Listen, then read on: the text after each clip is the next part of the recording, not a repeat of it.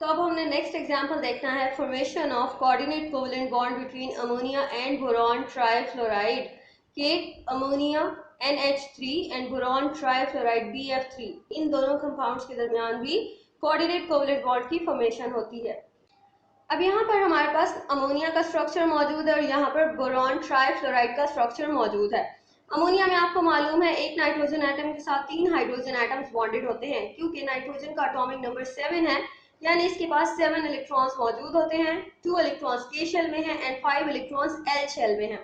L shell की maximum capacity 8 electrons की है। इसका मतलब है कि नाइट्रोजन का एल शेल कंप्लीटली फिल नहीं है, यानी इसको एल शेल में 3 इलेक्ट्रॉन्स की जरूरत है अपना ऑक्टेट कंप्लीट करने के लिए। तो ये क्या करेगा कि इसके जो 3 इलेक्ट्रॉन्स अनपेयर्ड हैं, जो यहाँ पर मैंने डॉट की सूरत में शो किए हैं, ये अपने 3 इलेक्ट्रॉन्स को 3 हाइड्रोजन एटम के साथ म्यूचुअल शेयरिंग से बॉन्ड बना लेगा। ठीक है, हाइड्रोजन के पास के शेल में 1 इलेक्ट्रॉन होता है, तो वो अपना डुप्लेट कंप्लीट करने के लिए नाइट्रोजन के साथ शेयरिंग कर लेता है। तो यहाँ पर म्यूचुअल शेयरिंग हो रही है, एक हाइड्रोजन का इलेक्ट्रॉन है, एक नाइट्रोजन का इलेक्ट्रॉन है, और म्यूचुअल शेयरिंग से इनके दरमियान जो बॉन्डिंग है वो कौन सी बॉन्डिंग है? कोवेलेंट बॉन्डिंग है। और म्यूचुअल शेयरिंग के नतीजे में ये जो पेयर ऑफ इलेक्ट्रॉन इन दो एटम्स के दरमियान में है, नाइट्रोजन एंड हाइड्रोजन के दरमियान में ये जो पेयर ऑफ इलेक्ट्रॉन है, इसको हम क्या कहते हैं? बॉन्ड पेयर है ये। ठीक है, ये भी बॉन्ड पेयर है, ये भी बॉन्ड पेयर है। लेकिन ये जो इलेक्ट्रॉन का पेयर है ये क्या है? ये लोन पेयर ऑफ इलेक्ट्रॉन है। लोन पेयर का क्या मतलब है कि ये इलेक्ट्रॉन पेयर नाइट्रोजन का है, ठीक है, और ये बॉन्डिंग में हिस्सा नहीं ले रहा। ये नॉन बॉन्डेड इलेक्ट्रॉन पेयर है जो कि अवेलेबल है नाइट्रोजन एटम के ऊपर। ठीक है, तो ये हमारे पास अमोनिया एक इलेक्ट्रॉन रिच स्पीशी है, क्योंकि इसके ऊपर एक लोन पेयर मौजूद है जो एक किसी भी इलेक्ट्रॉन डेफिशिएंट स्पीशी को डोनेट कर सकता है। यहाँ पर बोरॉन ट्राइफ्लोराइड है जो एक इलेक्ट्रॉन डेफिशिएंट कंपाउंड है। अब ये इलेक्ट्रॉन डेफिशिएंट क्यों है? कि हमारे पास बोरॉन जो है उसका एटॉमिक नंबर है 5। 5 का मतलब है कि फर्स्ट के शेल में इसके पास 2 इलेक्ट्रॉन्स हैं एंड बाकी इसके पास 3 इलेक्ट्रॉन्स रह गए जो कहाँ पर है? एल शेल में। अब ये जो 3 इलेक्ट्रॉन्स हैं इनकी म्यूचुअल शेयरिंग से कोवेलेंट बॉन्डिंग होगी किसके साथ? फ्लोरीन एटम्स के साथ। 3 फ्लोरीन एटम्स के साथ ये क्या करेगा? कोवेलेंट बॉन्डिंग क्रिएट करेगा। यहाँ पर आप देख सकते हैं कि जो फ्लोरीन है उसका एटॉमिक नंबर 9 है। 9 एटॉमिक नंबर का मतलब है इसके पास 9 इलेक्ट्रॉन्स हैं। फर्स्ट के शेल में 2 इलेक्ट्रॉन्स की कैपेसिटी है एंड सेकंड एल शेल में इसके पास 7 इलेक्ट्रॉन्स बाकी रह जाते हैं। 7 इलेक्ट्रॉन्स का मतलब है इसका ऑक्टेट कंप्लीट नहीं है। तो ये अपना ऑक्टेट कंप्लीट करने के लिए इसको 1 इलेक्ट्रॉन की जरूरत है। तो ये 1 इलेक्ट्रॉन किसके साथ शेयर कर लेगा? बोरॉन के साथ। अब आप देखें जब बोरॉन के साथ शेयरिंग हो गई तो उसका ऑक्टेट कंप्लीट हो गया। यहाँ पर भी बोरॉन एटम के साथ शेयरिंग से इसका ऑक्टेट कंप्लीट हो गया और यहाँ पर भी इसका ऑक्टेट कंप्लीट हो गया। कि फ्लोरीन के पास आप देखें आउटर मोस्ट शेल में 8 इलेक्ट्रॉन्स हैं, ऑक्टेट कंप्लीट है तो फ्लोरीन स्टेबल हो गया।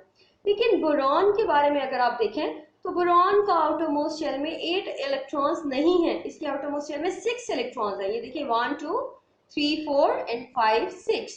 इसका मतलब है इसके आउटर मोस्ट शेल को कंप्लीट करने के लिए इसको 2 इलेक्ट्रॉन्स की जरूरत है। ये इसमें 2 इलेक्ट्रॉन्स की कमी है अपना ऑक्टेट पूरा करने से। ठीक है, तो ये क्या करेगा कि ये 2 इलेक्ट्रॉन्स नाइट्रोजन पर जो लोन पेयर मौजूद है उन 2 इलेक्ट्रॉन्स को अपनी तरफ अट्रैक्ट करेगा।